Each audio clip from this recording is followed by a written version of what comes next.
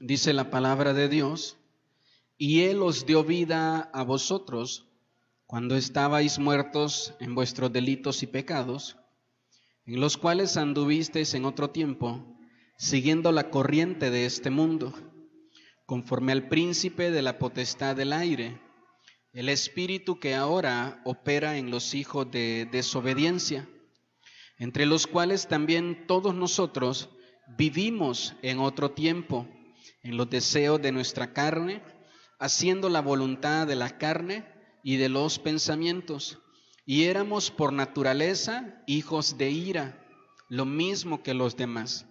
Pero Dios, que es rico en misericordia, ¿en qué es rico Dios? Por su gran amor con que nos amó, aun estando nosotros muertos en pecado, nos dio vida juntamente con Cristo. Por gracia sois salvos. Y juntamente con Él nos resucitó, y asimismo nos hizo sentar en lugares celestiales con Cristo Jesús. Estamos el día de hoy finalizando una serie llamada Espíritu Santo. Y la frase, ¿verdad?, lo que le hemos estado pidiendo a Dios durante estas 6 semanas es que haya una llenura continua sobre nuestra vida de su Espíritu. La palabra de Dios dice que el Espíritu Santo es como agua, es como aceite, ¿verdad?, que se derrama sobre la vida de todo aquel que tiene un corazón dispuesto. Nuestro corazón es como un recipiente, es como una lámpara, es como una copa. De esa forma la palabra de Dios compara nuestro corazón. El Espíritu Santo se derrama ahí en tu corazón. En el corazón, no corazón músculo, ¿verdad?, como lo conocemos, en el corazón espiritual. Esa es la parte espiritual de todos nosotros. Y es ahí donde Dios se comunica con el hombre. A veces el hombre escucha una voz en su interior y dice: tuve una corazonada. No son corazonadas. El corazón no cobra de repente, ¿verdad?, vida y empieza a hablarte. Es el Espíritu de Dios en tu corazón el que te habla. De repente Él comienza, ¿verdad?, a advertirte de cosas que te pueden dañar, que te pueden provocar un mal. Y es ahí donde nosotros nos comunicamos con Dios, donde está la devoción de todo ser humano. Y el día de hoy, en Efesios capítulo 2, quiero hablarle de el milagro más grande. Diga conmigo: el milagro más grande. A lo mejor usted puede pensar que el milagro más grande es que una persona sane de SIDA, sane de cáncer, y no es así. Que una persona que no caminaba durante toda su vida de repente camine. Esos son grandes milagros, pero no es el milagro más grande. El milagro más grande es el de la salvación.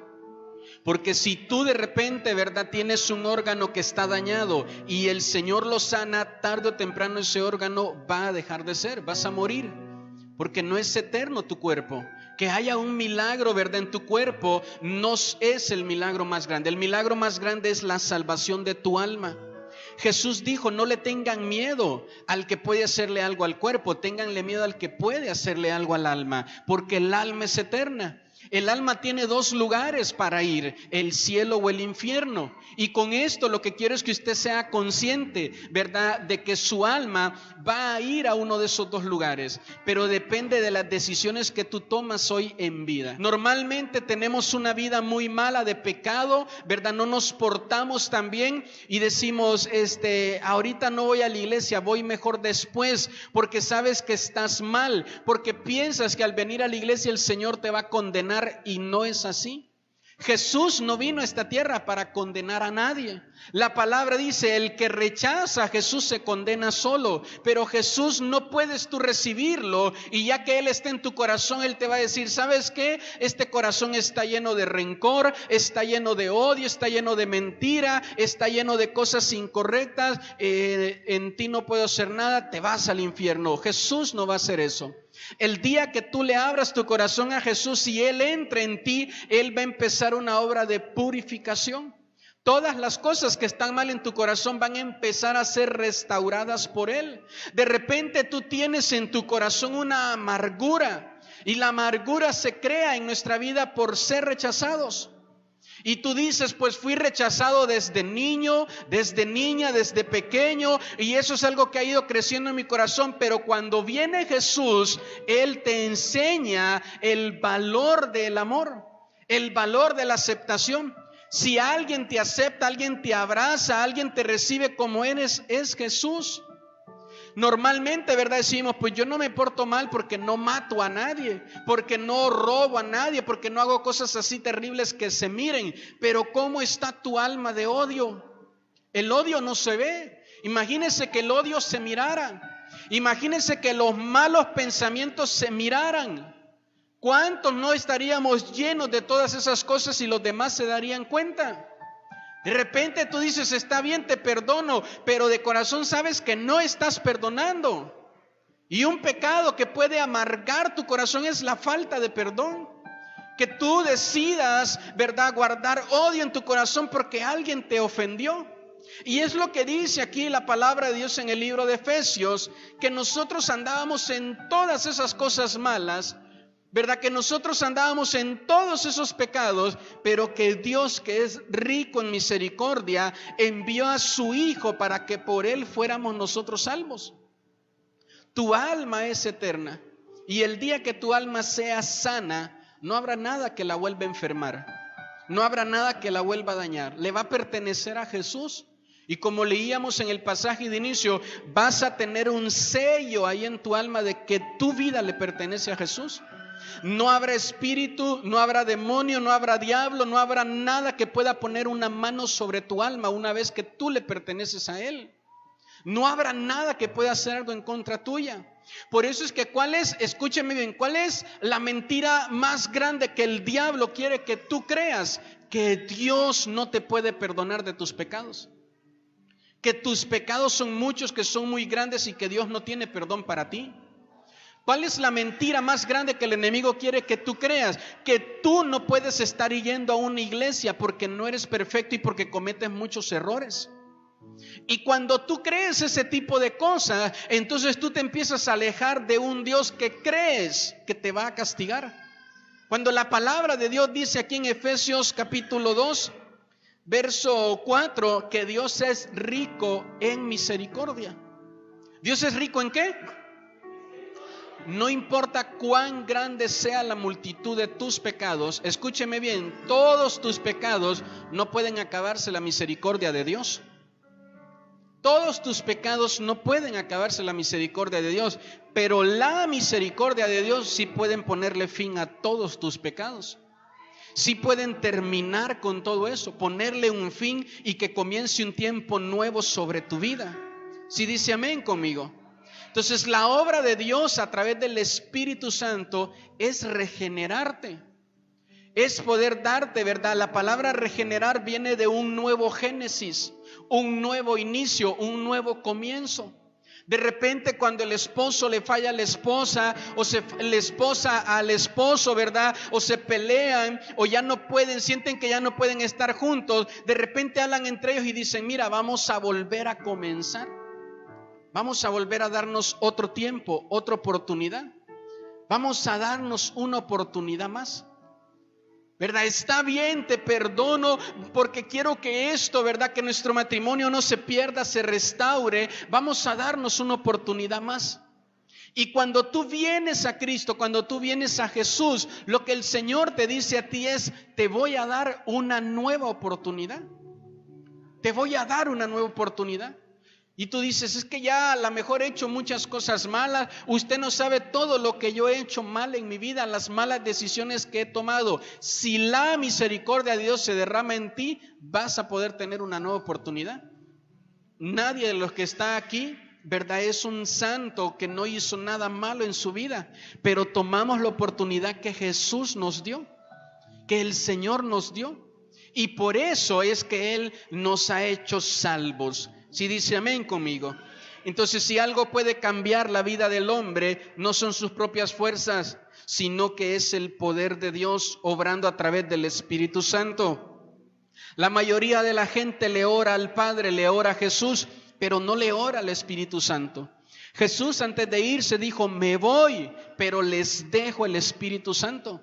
El Espíritu Santo no es una lucecita que anda ahí por el aire, no es un fantasmita. El Espíritu Santo no es una fuerza, no es una energía que anda de repente por ahí y se enciende. El Espíritu Santo es una persona que quiere relacionarse contigo. El Espíritu Santo es Dios. El Espíritu Santo es la tercera persona de la Trinidad. Es la tercera persona con la cual Dios se ha manifestado a la humanidad. Dios se ha manifestado como un Padre creador, como Jesús, un Señor Salvador, y como el Espíritu Santo. Una persona que nos consuela, que nos guía en los momentos difíciles de nuestra vida. De repente tú dices, ¿qué hago? ¿Qué decisión voy a tomar? Ora, dile, Espíritu Santo, ayúdame a tomar la decisión correcta. Guía mis decisiones, guía mis pasos. Porque mire, qué buenos que somos para tomar malas decisiones, para equivocarnos, para hacer lo malo. Lo malo siempre es más fácil que lo bueno. Lo bueno cuesta, es difícil. Y como nos gusta más lo fácil, siempre nos vamos por lo malo. Decimos, ay, nada más es una mentirita así pequeña. Ya tomaste una mala decisión, porque esa mentira pequeña se te va a volver en una costumbre de muchas mentiras en tu vida. Y cuando las sumas todas, dices mentiras grandes, aunque para ti sean pequeñas. Y la Biblia no dice de que el pecado de una mentira grande es más grave que el pecado de una mentira pequeña. Mentira es mentira. Génesis capítulo 1, verso 26 y 27. Entonces dijo Dios, hagamos al hombre a nuestra imagen, conforme a nuestra semejanza, y señoree en los peces del mar, en las aves de los cielos, en las bestias y toda la tierra, y en todo animal que se arrastra sobre la tierra. Y creó Dios al hombre a su imagen, a imagen de Dios lo creó, varón y hembra los creó. Nosotros fuimos creados por Dios. Cualquier otra idea, cualquier otra idea que el hombre quiera sembrar en su corazón, el corazón de los demás sobre la creación del hombre, es errónea. Nosotros fuimos creados por Dios. No nacimos porque de repente un átomo se le ocurrió explotar y ¡pum!, apareciste tú. Deja tu cuarto desordenado, vete y regresa después en la noche. Tu cuarto se va a ordenar solo porque de repente se le ocurrió explotar y se ordenó. No funciona así. Nada viene del caos al orden, es al revés. Entonces es ilógico pensar que tú vas a dejar un café frío. Tú dejas un café frío y regresas después de 2 días y se llena de moho. Amén. Tú no puedes dejar un café frío, y regresarlo al siguiente día y pensar que el café va a estar caliente y listo para tomarse. Ese es el principio, la idea de creer que el hombre, que todo lo que tú ves, que el universo, que todo lo que existe salió de la explosión de un átomo que andaba por todo el universo ahí, mire, flotando solo, no tenía que hacer y se le ocurrió explotar y naciste tú. Es ilógico creer eso.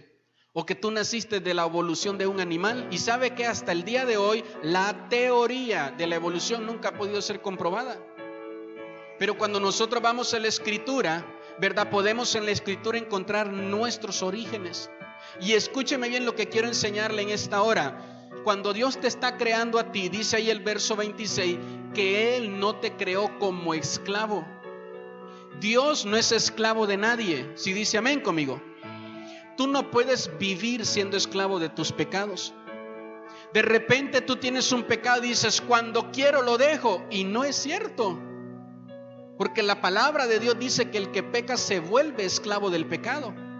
Nadie deja sus pecados cuando él quiere. Al contrario, los pecados te controlan a ti. Los pecados te dominan y te vuelven esclavo y te hacen hacer cosas que tú no quieres. Los pecados te hacen hacer cosas que tú sabes que están mal, pero no puedes detenerte. Y dices, híjole, ya sé que esto está mal. Por culpa de esto puedo perder mi familia. Por culpa de esto puedo perder mi salud. Ya sé que esto está mal, no lo debo de hacer, pero no puedo detenerme. Porque no eres señor del pecado. Eres esclavo. Entonces la Biblia dice de que Dios te dio su imagen, te dio su semejanza, y Él no te creó para que tú vivieras como un esclavo de vicios o de pecados. Él te creó para que tú vivieras, como un Señor. Que tú puedas tener el control y el dominio de tus decisiones, de tu vida, y poder entregársela a Él y vivir en esa libertad. Todos conocen sus debilidades, sus tentaciones y sus deseos, sus pensamientos de tentación. Entonces tú sabes qué cosas tú eres muy débil, qué cosas tú no puedes controlar. Y lo más terrible de todo es que el diablo también las conoce. Entonces, si tú nunca has tenido problemas con el alcohol, el diablo no te va a poner una cerveza delante de ti. No te va a tentar por eso, porque sabe que tú vas a decir fácil que no. Pero si tú eres hombre y en tu vida, ¿verdad?, tienes a lo mejor problemas y pecados sexuales, el diablo te va a poner mujeres que tú vas a creer, como un sinvergüenza que me decía, ay, es que yo creo que Dios me pone a las mujeres, porque ¿cómo me buscan? Sinvergüenza. Aunque no digan amén los varones. Entonces, si tú eres una mujer que te gusta el chisme, uy, te van a sobrar las comadres chismosas, aunque solo se rían y no digan amén, porque esa es tu debilidad. Si tú eres una persona que fácil explota, te vas a rodear siempre de gente que detona a la primera tu carácter, y siempre eres esclavo de eso. Y cuando de repente reaccionas, dices, ¿por qué le dije eso? ¿Por qué la lastimé? ¿Por qué le herí? ¿Por qué le grité esas cosas? ¿Cómo es posible que tanto que me ha amado mi mamá y yo le estoy diciendo a mi mamá que la odio, que se calle, que ya me tiene harto? Porque eres esclavo de eso, como hijo, como hija. Que no digan amén los hijos. Entonces tú tienes que saber que el enemigo te va a ir a tentar por las áreas que él sabe que tú eres débil. Amén. ¿Para qué te va a tentar por ahí? Escúcheme bien, el enemigo solo necesita que tú digas un chisme para después venir y hacer esclava tu manera de hablar. No necesita más. Tú piensas y dices, pero solo es un chisme, solo es un pecadito. Pues es que solo eso necesita el enemigo, una rendija por donde entrar. Un espacio pequeño que tú le des por donde entrar. Siempre les he puesto este ejemplo. Imagínese que usted tiene un tinaco de 2,000 litros y de repente usted deja una llave goteando. Más o menos en 6 días se vacía ese tinaco. Con una gota, solo con una gota. Amén. Usted dice, ay, esa gota la soluciono poniéndole una cubeta. Así no se soluciona. Se va a seguir goteando y tarde o temprano se va a vaciar el tinaco. Lo mismo pasa con nuestra vida. A veces hay pecados que consideramos que son chiquitos y son una gota, que poco a poco te están vaciando. Y cada vez te vuelves más, ¿verdad?, irritable, más desesperado, más desesperada. Cada vez te pones peor. En vez de ir cada vez creciendo y amando más a tu esposa, la vas maltratando más. En vez de ir creciendo y amando más a tus hijos, te vas desesperando más con ellos. Ya no los aguantas. En vez de ir honrando las canas de tus papás y cuidarlos porque ya van creciendo, los vas maltratando más, los vas odiando más. Prefieres estar con tus amigos que cuidar a tus papás que cuidaron de ti. Y tú piensas que tienes el control de tu vida. ¿Sí me explico? Pero son cosas pequeñas que te van vaciando poco a poco. Y dice aquí la palabra que cuando el Señor nos creó, Dios nos hizo para que podamos nosotros no ser esclavos. ¿De qué cosas tú eres esclavo? ¿De qué cosas? ¿Qué cosas esclavizan tu vida? A lo mejor es algún vicio que no has podido dejar. A lo mejor es algún pecado sexual. O te has vuelto esclavo de la pornografía. De muchas cosas. O de mentiras. O tú dices, yo no tengo esas cosas tan terribles, tan graves. Pero ¿cómo piensas mal de los demás? A lo mejor le deseas la muerte a alguien. No puedes perdonar a alguien. O simple y sencillamente dejas que tu carácter te controle. Hay personas que dicen, yo soy de carácter fuerte. Es al revés, eres de carácter débil. Porque el que tiene un carácter fuerte controla y domina su carácter y no deja que explote. Pero el que tiene un carácter débil, el carácter lo domina a él o la domina a ella. El carácter te dice cuándo maltratar, cuándo lastimar. El carácter te dice cuándo te enojes. El carácter te dice que no perdones aunque te pidan perdón. El carácter te dice que te calles y que no le hables. El carácter te dice, como él te engañó, engáñalo tú también. El carácter te dice, ¿sabes qué? A ti nadie te manda.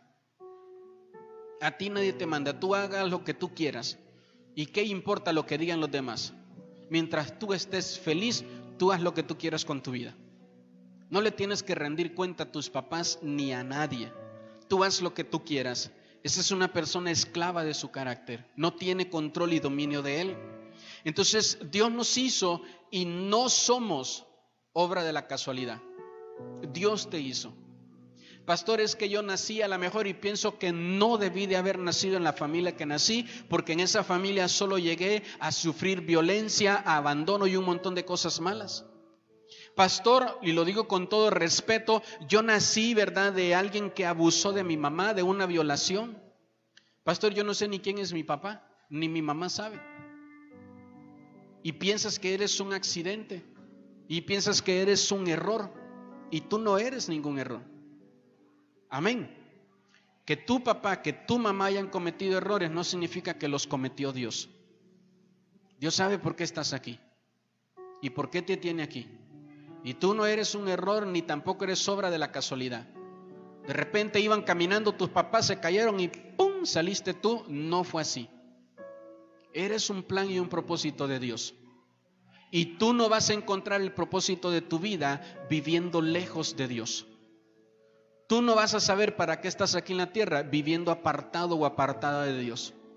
Tú no vas a saber para qué estás aquí haciendo las cosas a tu manera. Necesitas acercarte a Dios y que Él hable contigo porque eres su creación. Juan capítulo 3 versos 6 al 8 dice: lo que es nacido de la carne, carne es, y lo que es nacido del Espíritu, Espíritu es. No te maravilles, diga conmigo, no te maravilles. No te maravilles de que te dije, os es necesario nacer de nuevo. El viento sopla de donde quiere y oyes su sonido, mas ni sabes de dónde viene ni a dónde va. Así es todo el que es nacido del Espíritu. Porque mire, quiero que me entienda esto. Muchas veces decimos, ¿y cómo es eso de ir a la iglesia cristiana y que ya uno nace de nuevo? Como dijo este hombre aquí en esta porción de la Escritura, me van a volver a tomar y a meter una vez más en el vientre de mi mamá y voy a volver a nacer. Dice la Biblia, ese es un nacimiento de la carne y ya es carne, ya naciste. Pero ahora necesitas un nacimiento del Espíritu. Acabamos de leer el libro de Génesis capítulo 1. En el capítulo 3 dice la Biblia que Adán y Eva estaban frente a un árbol, ¿verdad? Y el Señor les dijo, no coman de este árbol. Y Eva, engañada por el diablo, fue y comió de ese árbol. Y después tomó de ese fruto y se lo dio a Adán. Y la palabra de Dios dice que Dios le dijo a los dos, el día que coman de ese árbol van a morir. Ellos no murieron en la carne, murieron en el espíritu. Es una muerte espiritual. La palabra de Dios dice en el libro de Romanos que la paga del pecado es muerte. Si tú piensas que vas a ser feliz pecando, estás equivocado. Si tú piensas que tu felicidad, tú piensas que tu prosperidad, que tu alegría, que tu bienestar está en el pecado, no es así. De repente tú vienes y ganas honradamente, ¿verdad? Con tu esfuerzo, con tu trabajo, ganas a la semana 1,000 pesos y agarras tus 1,000 pesos y le dices, Señor, bendice estos 1,000 pesos y los guardas en tu billetera. Agarras 200 pesos que te robas o de una manera incorrecta y los metes en tu billetera, contaminas lo que ya tenías bendecido. Contaminas tu economía. Hay gente que trabaja para el gobierno, ¿verdad?, en oficinas donde tienen que entregar documentos y hacen fraude de eso. Y todo lo que ganan honradamente, lo que están haciendo es contaminarlo. Y de repente dicen, ¿por qué no me va bien? ¿Por qué las cosas no me salen bien? Entonces con Dios necesitas fe para poder recibir lo que Él tiene para ti. ¿Y cómo es eso? A mí eso no me parece. Yo creo que Dios no es así. Hay gente que yo escucho que dicen, yo creo que Dios no es así. Nunca en su vida han leído la Biblia. Nunca en su vida han orado ni han platicado con Dios y dicen entender a Dios. Yo no estoy de acuerdo, ¿verdad?, con lo que se hace en la iglesia. Yo creo que Dios no es así. Yo siempre le he dicho, yo lo invito, usted tiene toda la libertad para preguntarme cada cosa que hacemos en la iglesia y se lo voy a enseñar con la Biblia. Hasta el nombre de nuestra iglesia está basado en la Biblia. Cada punto de nuestros 21 puntos doctrinales están basados en la Escritura. Todo lo que hacemos está basado en la Biblia. Si no viene en la Biblia, aunque a mí me guste y me parezca bonito, no se hace. Yo siempre desde pequeño he escuchado de Dios, he ido a la iglesia, pero si no has recibido a Jesús en tu corazón, no has nacido de nuevo. ¿Cómo el hombre o la mujer entran al cielo? A través del nuevo nacimiento, que es en Cristo Jesús. Romanos capítulo 3, verso 23. Dice, por cuanto todos pecaron, están destituidos de la gloria de Dios. Todos en algún momento en nuestra vida hemos pecado. Es algo que ya viene en nuestro interior, ya viene en nuestro ADN, ya viene en nuestra naturaleza. El siempre inclinarnos hacia lo malo, hacia el pecado. Y para eso apareció Jesús, para que nosotros no sigamos ese camino ni ese rumbo, sino que nuestros caminos estén siempre dirigidos hacia Dios. Dice ahí, por cuanto todos pecaron, están destituidos de la gloria de Dios. ¿Qué es lo que hace el pecado? El pecado no te hace disfrutar la vida como tú quieres. El pecado te hace alejarte de Dios. Escúcheme bien, por favor. El diablo nunca te va a decir, peca, porque este pecado te va a llevar al infierno. Si usted como mujer, como jovencita, va y se mete en medio de un matrimonio, tu relación está destinada a fracasar. Tu relación está destinada a fracasar.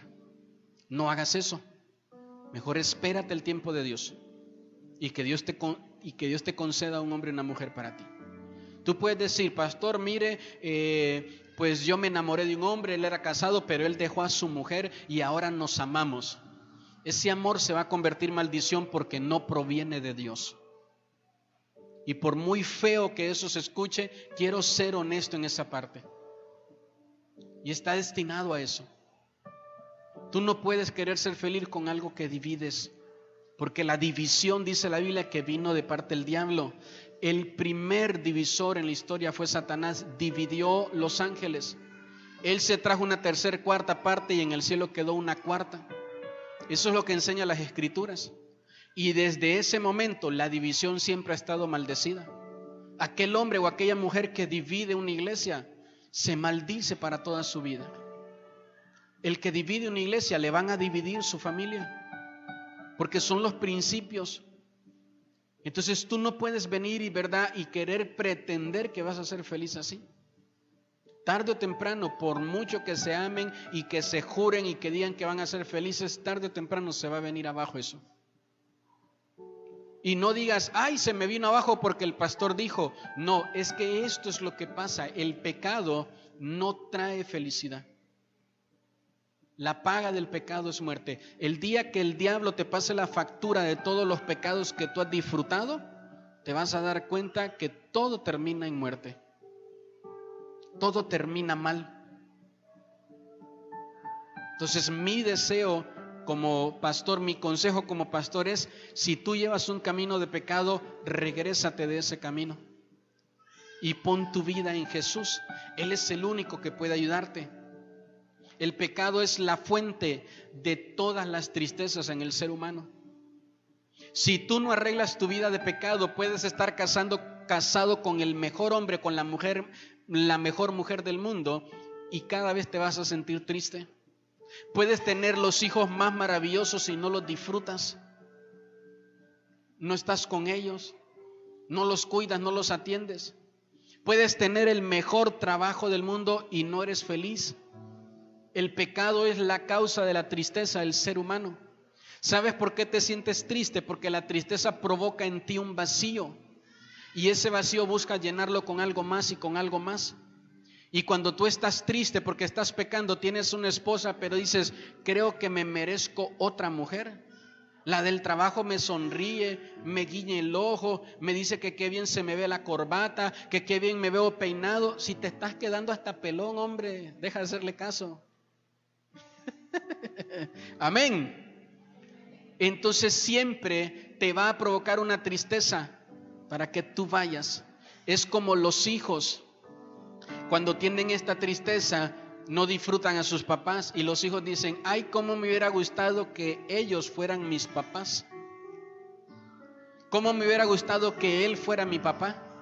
Hay hijos que a otra señora les empiezan a decir, usted es mi mamá, le voy a decir mamá de ahora en adelante. Porque tienes una tristeza grande en tu vida que se llama el pecado y provoca esa tristeza.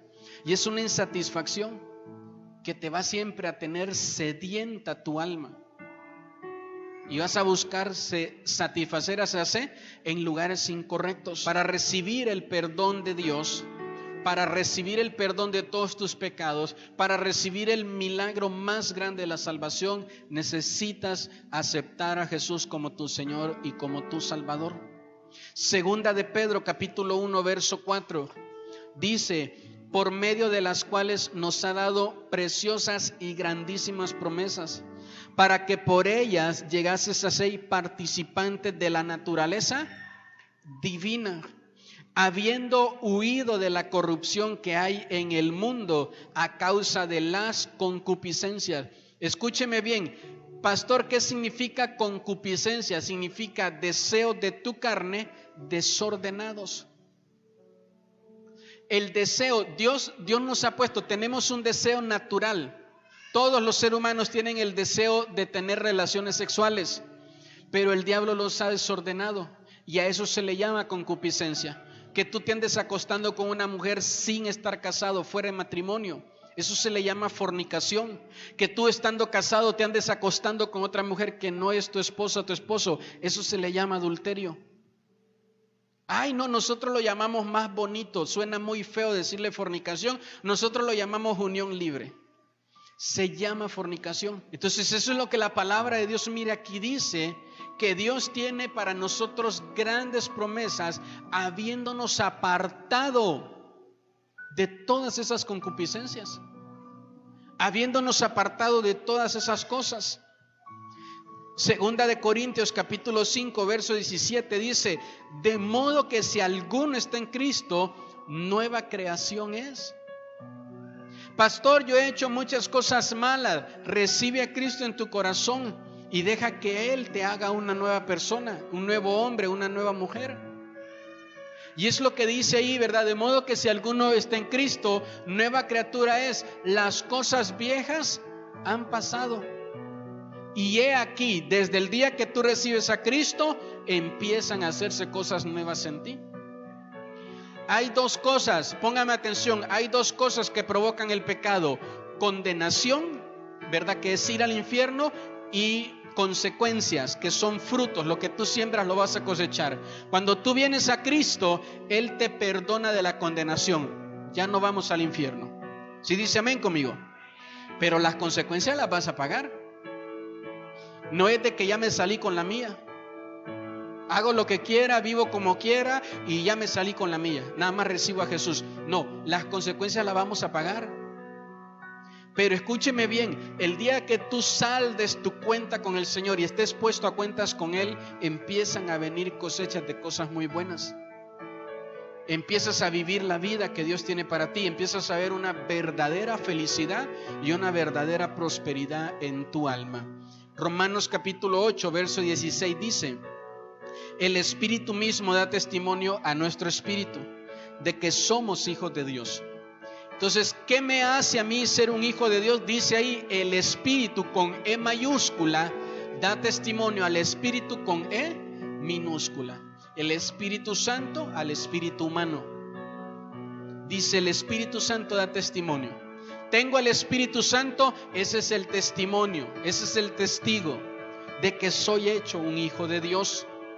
Verso 17: y si hijos, también herederos, herederos de Dios y coherederos con Cristo, si es que padecemos juntamente con Él, para que juntamente con Él seamos glorificados. Primera de Juan capítulo 5 verso 12 dice: el que tiene al Hijo tiene la vida. El que no tiene al Hijo de Dios no tiene la vida. Es muy claro ese verso, mire. El que tiene al Hijo tiene la vida. Cuando tú recibes a Jesús como tu Señor y como tu Salvador, ahí tú naces a una nueva vida en Cristo.